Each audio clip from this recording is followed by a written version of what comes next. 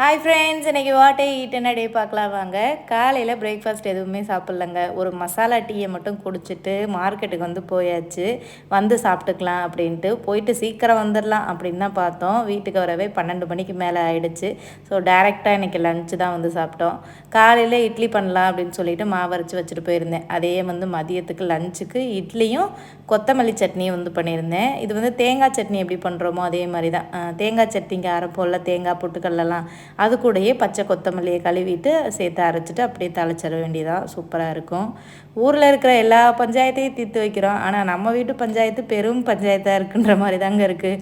முகிலுக்கும் அதுவுக்கும் சண்டையா. நான் சாப்பிட்டுட்டு இருக்கையில் வந்து கம்ப்ளைண்ட் பண்ணுறதை பார்த்தீங்களா.